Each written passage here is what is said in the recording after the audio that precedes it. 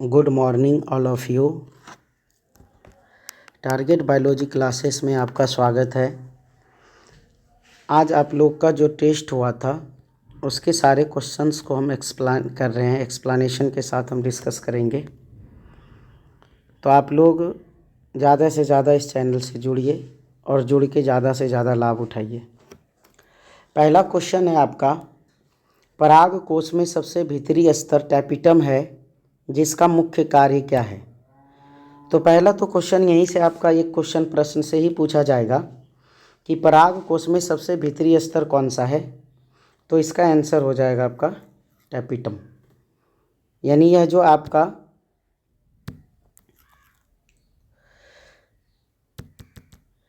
पहला क्वेश्चन है, पराग कोश में सबसे भीतरी स्तर जो टैपिटम है, तो इसका कार्य क्या है। तो आप लोग को यह पता होगा कि पराग कोश में सबसे भीतरी स्तर टैपिटम होता है जिसका कार्य है सूक्ष्म जीवाणुओं के पोषण में सहायता देना। यह सहायता देना तो जो भी सूक्ष्म बीजाणु होंगे उसको पोषण देने का कार्य कौन करता है, टैपिटम कार्य करता है पोषण देने का। तो इसलिए पहला क्वेश्चन का आंसर आपका हो गया ए।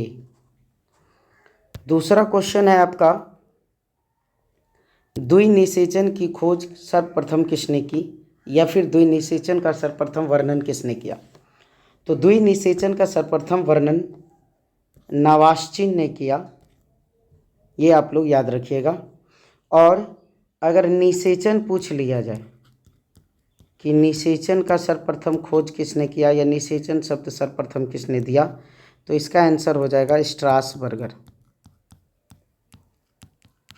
स्ट्रासबर्गर। तो इसलिए याद रखिएगा यहाँ पे दो क्वेश्चन, एक द्विनिषेचन का सर्वप्रथम वर्णन किसने किया, नवाश्चिन ने, और दूसरा क्वेश्चन कि द्विनिषेचन का सर्वप्रथम प्रयोग किसने किया, स्ट्रासबर्गर ने। अगला क्वेश्चन है आपका तीसरा, बीजांडकाय बहुभ्रूणता किसमें पाई जाती है। तो देखिए इसमें दो तीन क्वेश्चन जुड़ा हुआ है, इसमें इस तरह से पूछा जाता है। पहला क्वेश्चन तो यही हो गया आपका कि बीजांडकाय बहुभ्रूणता किसमें देखी जाती है। तो जितने भी सिट्रस फल हैं यानी खट्टे फल, सब में बहुभ्रूणता देखी जाती है। तो यहाँ पे ऑप्शन है आपका संतरा, नींबू, आम। तो सारे के सारे सही हैं, इनमें सभी हो जाएगा। अगर आपसे पूछ लिया जाए कि बहुभ्रूणता की खोज सबसे पहले किस फल में किया गया था, तो इसका आंसर होगा संतरा। इसमें सबसे प्रथम बार खोज किया गया था संतरे में। किसने किया था, तो ल्यूवेनहॉक नामक वैज्ञानिक ने बहुभ्रूणता की खोज की थी।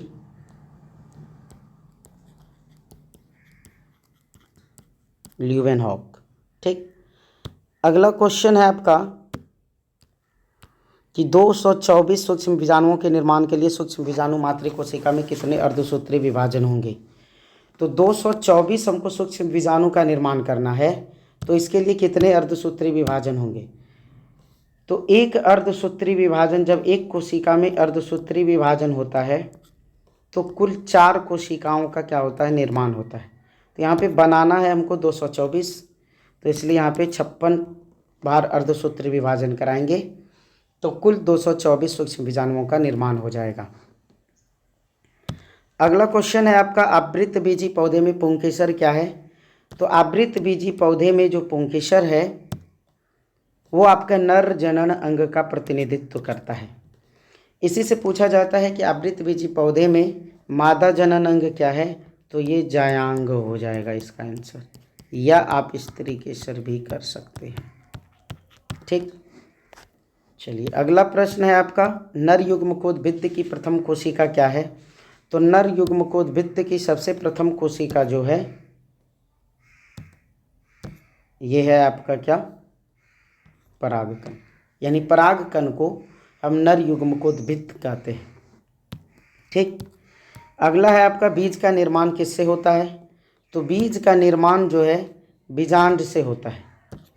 आपको पता ही होगा कि बीजांड जब किसी पुष्प में निषेचन होता है तो निषेचन के बाद जो बीज का निर्माण होता है वो किससे होता है, बीजांड से। और अंडाशय से क्या होता है, फल का निर्माण होता है। यही भी याद रखिएगा आप। ठीक, तो बीज का निर्माण बीजांड से और फल का निर्माण अंडाशय से होता है। नेक्स्ट क्वेश्चन जो है आपका आठवां नंबर क्वेश्चन है, निम्न में से अगुणित कोशिका है। तो टैपिटम, परागमात्री कोशिका, परागकण और भ्रूणपोष केंद्रक, ये आपका अब क्वेश्चन जो है इसमें से सबसे जो अगुणित होता है, हैप्लॉइड जो होता है, इसका आंसर हो जाएगा परागकण। टैपिटम बहुकोशिकीय होता है, परागमात्री कोशिका द्विगुणित होता है, भ्रूणपोष केंद्रक ये आपका द्विगुणित होता है। ये भ्रूणपोष अगर बोला जाए तो ये त्रिगुणित होगा, तो ये त्रिगुणित हो जाएगा, ये द्विगुणित हो जाएगा और ये बहुगुणित हो जाएगा। तो आंसर हो जाएगा आपका परागकण। अगला प्रश्न है आपका, द्विनिषेचन की क्रिया है, यानी द्विनिषेचन किसे कहते हैं, डबल फर्टिलाइजेशन। तो द्विनिषेचन की क्रिया में एक नर युग्मक का अंडकोशिका से तथा दूसरे का द्वितीयक केंद्रक से संयोजन होता है। इसमें क्या होता है, ये जो आपका भ्रूणपोष होता है, इसमें यहाँ पे एक अंडकोशिका होती है, इधर सहायक कोशिका होता है, यहाँ पे प्रतिमुखी कोशिका होती है। तो पराग नली का जो आती है पराग नली, इसमें दो नर युग्मक होते हैं।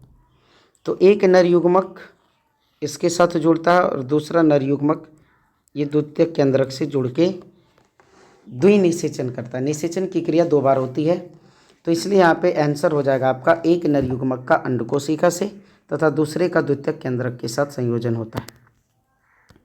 अगला 10वां क्वेश्चन है,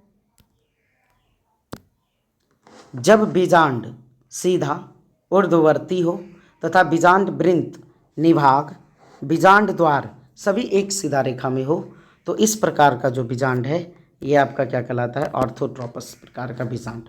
ऑर्थोट्रोपस बीजांड क्या है, तो इसमें जो है निभाग, बीजांड द्वार सभी एक सीधी रेखा में होता है। अगला 11 नंबर क्वेश्चन जो है आपका, कि गेहूं के 100 दाने बनाने के लिए कितने अर्धसूत्री विभाजन करने होंगे। तो एक बार जब अर्धसूत्री विभाजन होता है, तो इससे अभी हम जस्ट बताए थे, सेम इसी प्रकार का एक क्वेश्चन था कि एक कोशिका में जब अर्धसूत्री विभाजन होता है तो कुल मिलाकर के 4 बनता है। तो यहाँ पे हमको 100 बनाना है, तो 100 के लिए कितने अर्धसूत्री विभाजन होंगे, 25। 25 गुना 4 100 हो जाएगा। चलिए अगला प्रश्न है आपका, आवृतबीजियों में भ्रूणपोष होता है। तो आवृतबीजी भ्रूणपोष जो होता है वो त्रिगुणित होता है, ये अभी हमने तुरंत बताया था। जो आवृतबीजी भ्रूणपोष होगा वो त्रिगुणित होता है, तो इसका आंसर हो जाएगा बी।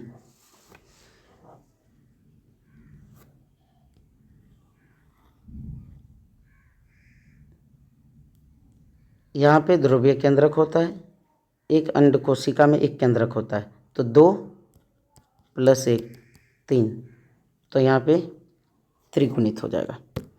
अगला क्वेश्चन है, ध्रुवीय केंद्रक पाए जाते हैं। तो ध्रुवीय केंद्रक जो है ये आपका भ्रूण कोश में पाया जाता है, तो इसका आंसर हो जाएगा बी। नेक्स्ट क्वेश्चन है आपका,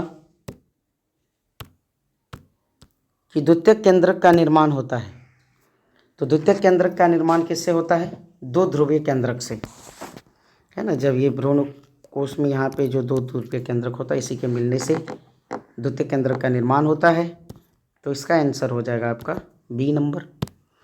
अगला क्वेश्चन 15 नंबर है आपका,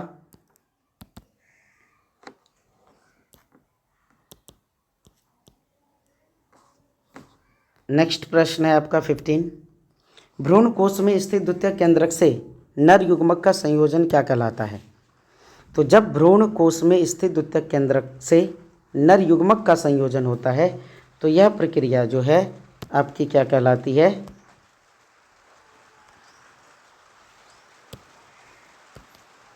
त्रिसंयन कहलाती है। याद रखिएगा कि जब भ्रूण कोश में स्थित द्वितीयक केंद्रक से नर युग्मक का संयोजन हो, तो यह घटना क्या कहलाती है, त्रिसंलयन कहलाती है। अगला प्रश्न है आपका 16, निषेचन के बाद बीजांड के अंतः अध्यावरण से क्या बनता है? तो निषेचन के बाद जो बीजांड में अंतः अध्यावरण होता है, ये इससे अंतः कवच बनता है। अंतः अध्यावरण से याद रखिएगा अंतः कवच, जिसको कि टैगमेन कहा जाता है। अगला प्रश्न जो है आपका वो है 17, जो क्वेश्चन है आपका अगला 17 नंबर क्वेश्चन है कि यदि किसी पौधे की पत्ती की कोशिकाओं में गुणसूत्रों की संख्या 17 है, समझिएगा क्वेश्चन है, यदि किसी पौधे की पत्ती की कोशिकाओं में गुणसूत्रों की संख्या कितनी है? 14, तो उसके नर युग्मक, द्वितीयक केंद्रक और भ्रूणपोष में यह संख्या क्रमशः क्या होगी? मान के चलिए किसी पौधे की ये एक पत्तियां है और इसमें जो है गुणसूत्र कितने हैं? कुल 14।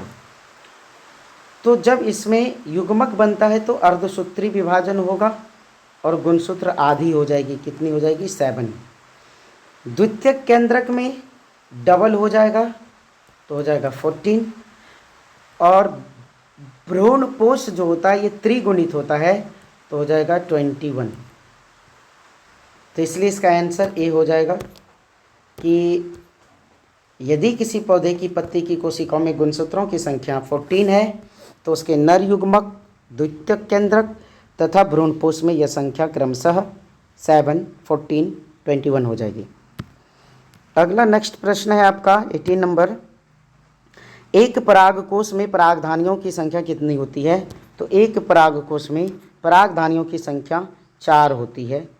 ये आप लोग पढ़े होंगे।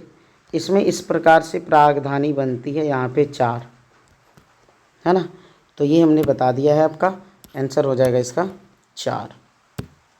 ठीक, चलिए अगला प्रश्न में हम चलते हैं 19, भ्रूण कोश में प्रतिमुखी कोशिका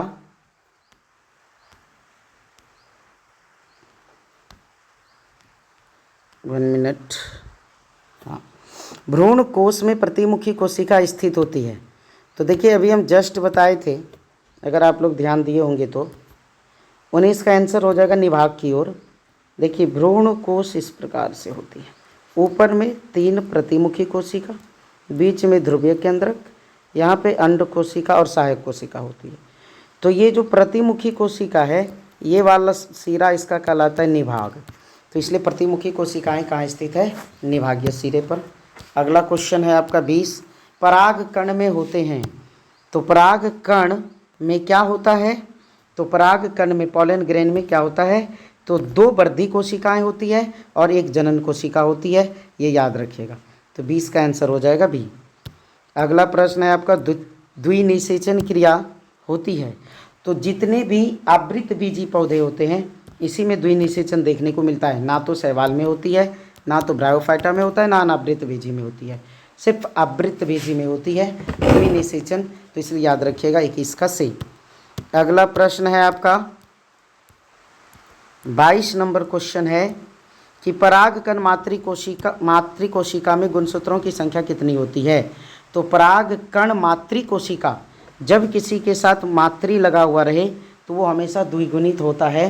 तो इसलिए यहाँ पे याद रखिएगा कि परागकण मातृकोशिका में गुणसूत्रों की संख्या क्या होगी? हमेशा द्विगुणित होगी, जिससे कि अर्धसूत्री विभाजन होके फिर से युग्मक का निर्माण किया जा सके। अगला प्रश्न है आपका 23, बीजांड का वह स्थान जहाँ बीजांड वृंत जुड़ा रहता है उसे क्या कहते हैं? तो यह भाग बीजांड का वह स्थान जहाँ बीजांड वृंत जुड़ा होता है उसे हम क्या कहते हैं? नाभिका कहते हैं। क्या कहते हैं? नाभिका। ठीक, अगला है आपका 24 कि पराग नलिका का अध्यावरण द्वारा बीजांड में प्रवेश क्या कहलाता है? तो ये देखिए 3 प्रकार से पराग नलिका का बीजांड में प्रवेश होता है। तो इसमें जब अध्यावरण के द्वारा होगा तो अध्यावरणीय प्रवेश, बीजांड द्वार के द्वारा होगा तो बीजांड द्वारीय प्रवेश, और निभाग की ओर से होगा तो निभागीय प्रवेश कहलाएगा। लेकिन यहाँ पे पूछा जा रहा है कि पराग नलिका का अध्यावरण द्वारा बीजांड में प्रवेश क्या कहलाएगा? तो अध्यावरणीय प्रवेश होना चाहिए, जो कि आपके ऑप्शन में नहीं है, तो इसलिए आंसर इसका हो जाएगा इनमें से कोई नहीं, डी। अगला प्रश्न है आपका 25 कि भारतीय भ्रूण विज्ञान के जनक, तो इसमें तो कुछ समझाना नहीं है। भारतीय भ्रूण विज्ञान के जनक के नाम से किसको जाना जाता है? पी माहेश्वरी को जाना जाता है। तो 25 का आंसर हो जाएगा डी। अगला 26 नंबर क्वेश्चन है कि बहुभ्रूणता खोजी गई थी। अभी जस्ट एक क्वेश्चन आया था इससे, बहुभ्रूणता से रिलेटेड, तो वहाँ पे हमने बताया था आपको कि बहुभ्रूणता की खोज सर्वप्रथम जो है वो संतरे के पौधे में किया गया था, और बहुभ्रूणता सारे के सारे सिट्रस फलों में देखने को मिलती है। तो किसने किया था? तो ल्यूवेनहॉक ने किया था। तो आंसर हो जाएगा 26 का ए। 27 नंबर है आपका क्वेश्चन कि प्रतिमुखी कोशिका वे होती है जो उपस्थित होती है। अभी जस्ट हमने बताया था कि प्रतिमुखी कोशिका निभाग के सिरे पर होता है, यहाँ पे होता है प्रतिमुखी कोशिका। तो आंसर क्या हो जाएगा? निभागीय छोर पर। अगला क्वेश्चन है 28, चावल का फल किस प्रकार का फल है? तो चावल का फल जो है वो कैरियोप्सिस होता है, ये याद रखिएगा। चावल का फल जो है वो किसके अंतर्गत आ जाएगा? कैरियोप्सिस के अंतर्गत आ जाएगा। अगला प्रश्न है 29, परिभ्रूणपोष अवशेष है। तो परिभ्रूणपोष पेरिस्पर्म जो होता है ये बीजांड काय का अवशेष होता है। तो इसमें याद रखिएगा 29 का डी नंबर हो जाएगा। अगला प्रश्न है आपका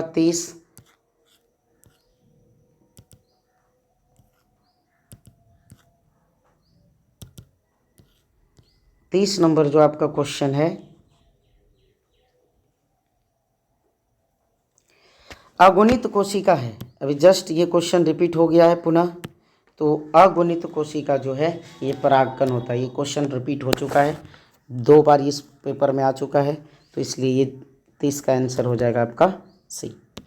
इसलिए इस पर हम कुछ ज़्यादा विश्लेषण नहीं करेंगे। 31, परागकण की बाह्य भित्ति तथा अंतःभित्ति क्रमशः बनी होती है। परागकण जो है उसकी अंतःभित्ति और बाह्य भित्ति स्पोरोपोलिनिन और पैक्टोसेल्यूलोज की बनी होती है, जिसके कारण कि ये वातावरण में ज़्यादा दिनों तक जीवित रह सके, ये नष्ट नहीं हो सके, इसलिए यह वातावरण में बने रहने के लिए इसकी जो भित्तियाँ हैं वो स्पोरोपोलिनिन और पैक्टोसेल्यूलोज की बनी होती है। अगला प्रश्न है आप 32 कि भ्रूणपोष में सहायक कोशिकाएँ होती है। तो ये आपका अंड कोशिका के इधर उधर होता है। अगर देखना चाहते हैं तो देख लीजिए, ये है आपका प्रतिमुखी कोशिका, ये ध्रुवीय केंद्रक, ये सहायक कोशिका अंड कोशिका, और ये दोनों सहायक कोशिका। तो ये और ये दोनों आपका सहायक अंड कोशिका, ये हुआ अंड कोशिका, और ये हो गया सहायक कोशिका। तो इसलिए याद रखिएगा कि जहाँ अंड कोशिका होगी इसके इधर उधर जो है वो